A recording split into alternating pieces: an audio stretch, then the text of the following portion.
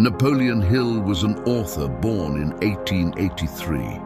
He wrote the #1 selling book of the century on personal wealth called Think and Grow Rich. This book analyzed hundreds of extremely successful men such as John D. Rockefeller, Henry Ford, Thomas Edison, Charles Schwab, and Alexander Graham Bell, to name a few. He researched why these men were so successful. He wondered why did they have massive wealth and others did not. So he set on a journey to see what principles set them apart and wrote a book about the findings. Although this book may have been written 87 years ago, the principles still ring true to this very day. There are 13 principles to get through, so let's get on with it, shall we? Principle 1, desire. Having a definite purpose, along with a burning desire to achieve that purpose, is the first essential step to achieving your goals. Hill explains 6 practical and definite steps to transmute desire into reality. Number 1, be exact with the amount of money you desire.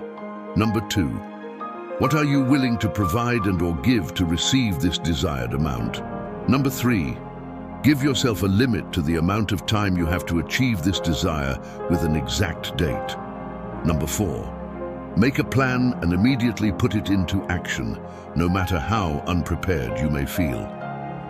Number 5, write numbers 1 through 4 in a clear statement.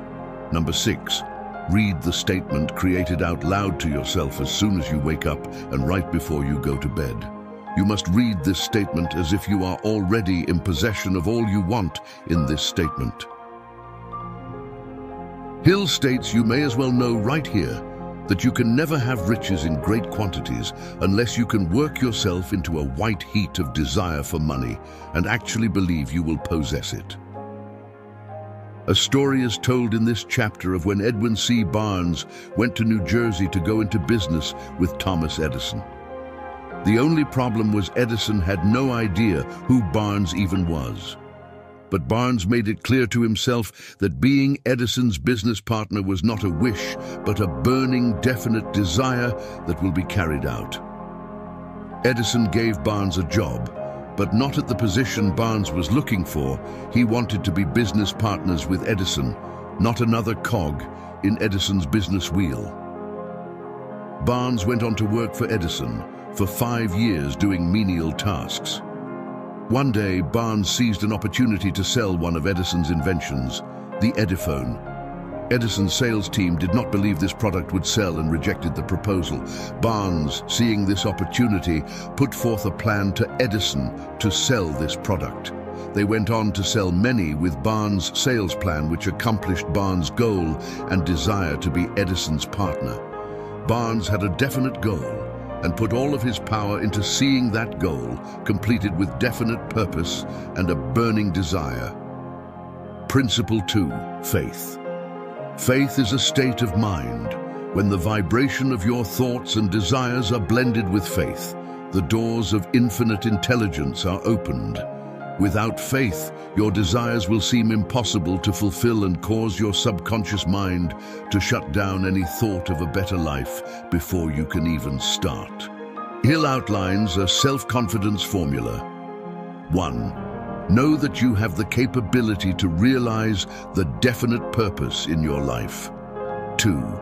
The thoughts that you allow to dominate your mind will eventually transform into physical reality. 3. The desire you hold in your mind and persistently think about will continually seek to become reality. 4. You have created a statement of your definite goal in life, and you will not give up until you have attained it. 5. By carrying out this desire, you will benefit all whom it affects. You will attract the right people to work with by doing the right things, the right way, with a positive attitude. Hill states, there are millions of people who believe themselves doomed to poverty and failure because of some strange force over which they believe they have no control. They are the creators of their own misfortunes because of this negative belief, which is picked up by the subconscious mind and translated into its physical equivalent. Taking that quote and reversing it reveals how the successful men analyzed in this book think. You can truly think and speak things into existence.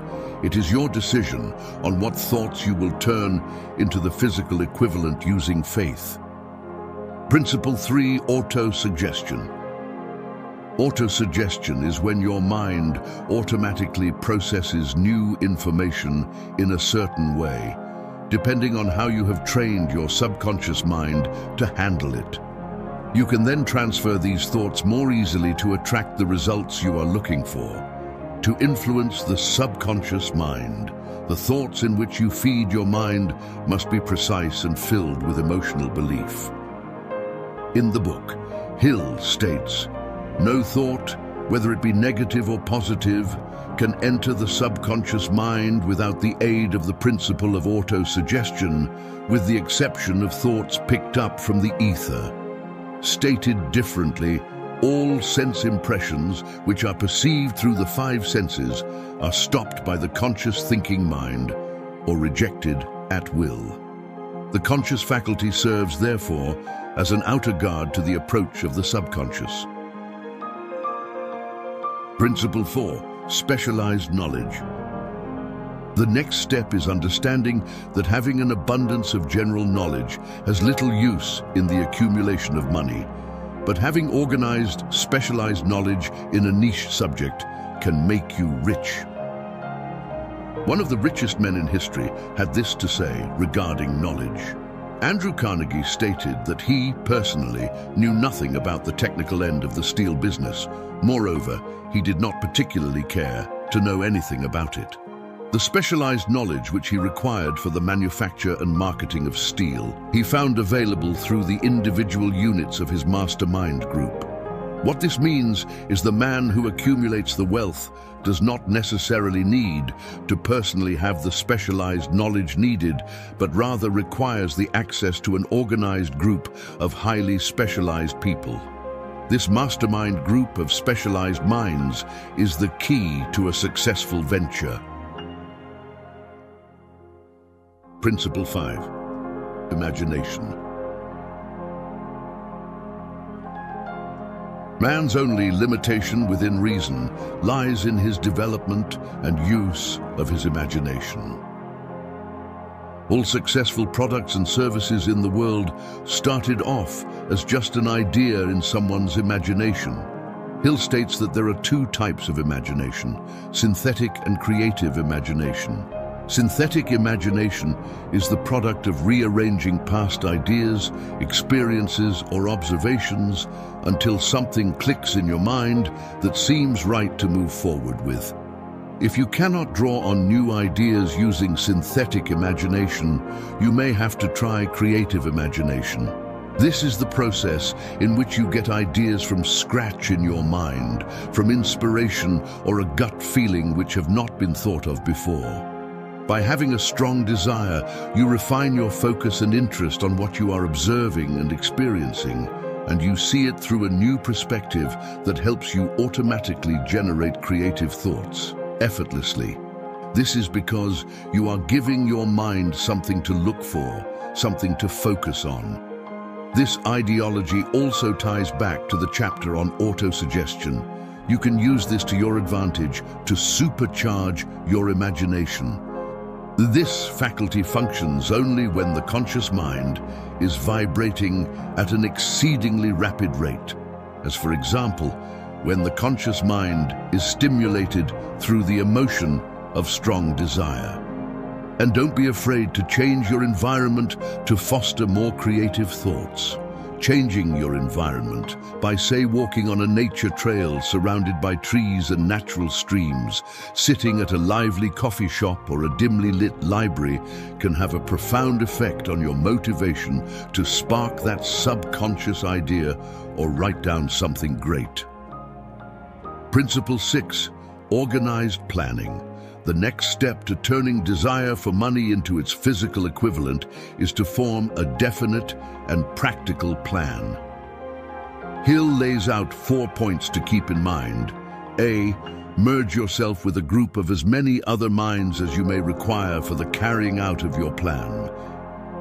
In return for the group's help with carrying out your plan, determine what they will receive in return. No person with specialized knowledge will work for free. Although what they wish in return may not be in the form of money, it may be the help on something they're working on or an interest in the company, for example. C. A meeting twice a week or more with all members of the group is necessary until a precise plan has been created. D. The harmony between yourself and the members of your mastermind group must be perfect, and if it is not, a solution is to be found promptly so everyone is on the same wavelength. No follower of this philosophy can reasonably expect to accumulate a fortune without experiencing temporary defeat. If defeat comes, it is because your plans were not sound. It is imperative that you adapt and change your plans and redirect your mastermind group until you are met with success. A quitter never wins, and a winner never quits. Most great leaders began in the capacity of followers. They became great leaders because they were intelligent followers. Leadership requires 11 major attributes. 1. Unwavering courage. 2. Self-control. 3. A keen sense of justice. 4. Definiteness of decision. 5. Definiteness of plans. 6. The habit of doing more than paid for. 7. A pleasing personality. 8. Sympathy and understanding. 9. Mastery of detail. 10. Willingness to assume full responsibility. 11. Cooperation. The most intelligent man living cannot succeed in accumulating money, nor in any other undertaking, without plans which are practical and workable. Just keep this fact in mind, and remember, when your plans fail, that temporary defeat is not permanent failure. It may only mean your plans have not been sound. Principle 7. Decision. Reaching sound decisions quickly and definitely is the next step toward riches and becoming a great leader. When you know what you want, it is easy to make a decision quickly. Do not mistake this with impulsive thinking with no purpose. Seek counsel from trusted advisors when needed, but ultimately, it is up to you to make a prompt and definite decision when required. Lack of decision is one of the leading causes of failure. Remember, procrastination is the enemy and the opposite of decision. Analysis of several hundred people who had accumulated fortunes well beyond the $1 million mark disclosed the fact that every one of them had the habit of reaching decisions promptly and of changing these decisions slowly if and when they were changed. Everyone has a flock of opinions ready to be wished upon anyone who will accept them. If you are influenced by opinions when you reach decisions, you will not succeed in any undertaking, much less in that of transmuting your own desire into money. In other words, if your thoughts and decisions are constantly influenced by others' opinions, you will not stay on the track of fulfilling a life of your own desires and purpose. Principle 8. Persistence. The next step toward riches is persistence. To be persistent, you have to harness the power of will. Are you willing to do what you need to do to become what you want to become for an uncertain amount of time until you achieve that desire? Persistence can be seen as an insurance against failure, as long as you keep going in the right direction. Despite countless defeats, eventually you will have success. When you are persistent, you give yourself more time to be intersected with opportunity at the right moment. A person who stays persistent is one who has definiteness of purpose, desire, self-reliance, definiteness of plans, accurate knowledge, cooperation, willpower, and habit. A few know from experience the soundness of persistence. They are the ones who have not accepted defeat as being anything more than temporary.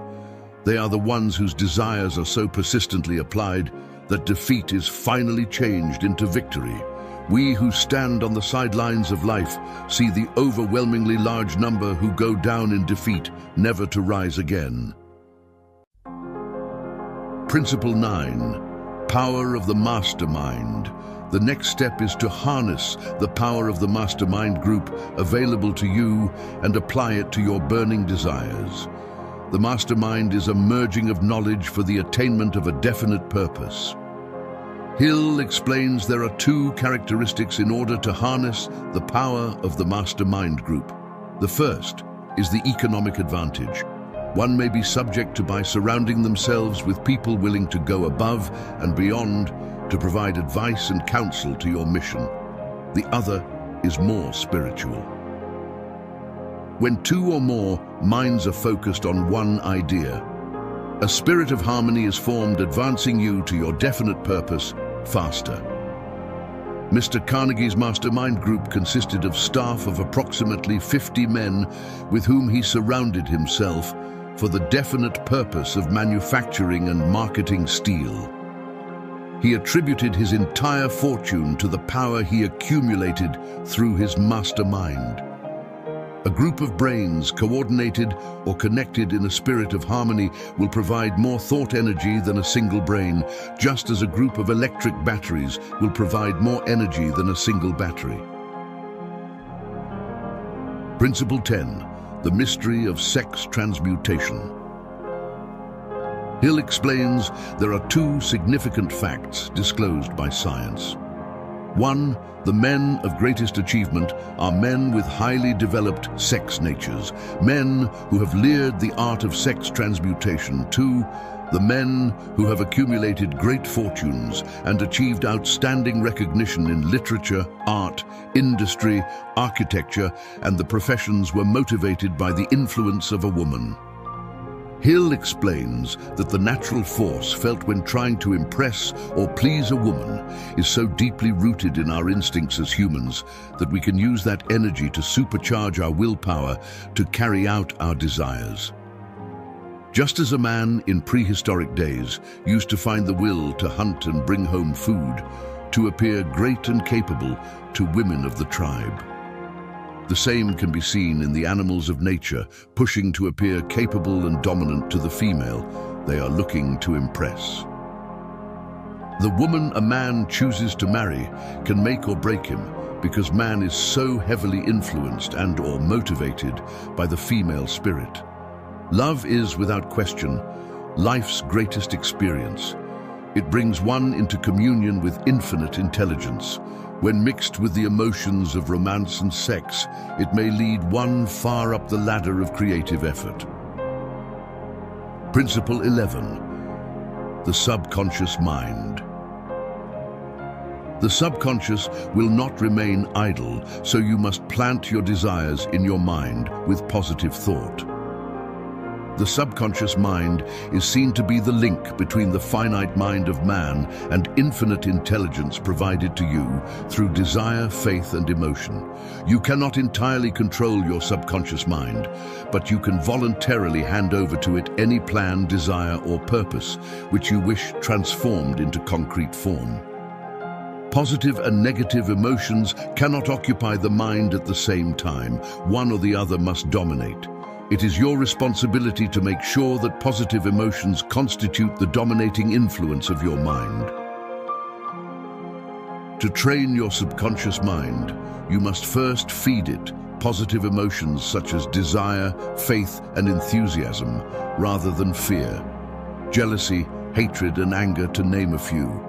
You can think of emotions as the yeast in a loaf of bread, which is the action agent. To activate your subconscious mind, you must start with the right emotions. Principle 12. The brain. The power and vibration of your mind may not be able to be seen with the human eye, but it is there like a radio signal is there if you are at the correct frequency. Vibrations of an exceedingly high rate are only vibrations picked up and carried by the ether from one brain to another. Thought is energy traveling at an exceedingly high rate of vibration. Thought, which has been modified or stepped up by any of the major emotions, vibrates at a much higher rate than ordinary thought, and it is this type of thought which passes from one brain to another through the broadcasting machinery of the human brain. Hill explains, The subconscious mind is the sending station of the brain where your thoughts are broadcasted into the ether. The ether then returns a message in the form of thoughts into your creative imagination if and only if your mind is vibrating at a high enough frequency to be able to receive that infinite intelligence. Principle 13, the sixth sense. The sixth sense is that hunch you get or gut feeling you have about something that turns out to be extremely helpful. This is your creative imagination at work, receiving intelligence from the ether, trying to tell you something. The sixth sense flashes ideas and thoughts into your mind and can spark inspiration. The chapter on the sixth sense was included because the book is designed for the purpose of presenting a complete philosophy by which individuals may unerringly guide themselves in attaining whatever they ask of life. The starting point of all achievement is desire. The finishing point is that brand of knowledge which leads to understanding of self, understanding of others, understanding of the laws of nature, recognition, and understanding of happiness. This is quite a lot of information to grasp all at once, but that's why you should read books over and over until you get the marrow out of it. I look forward to exploring some more lost wisdom in the future together. Hope you enjoyed this summary, and goodbye for now.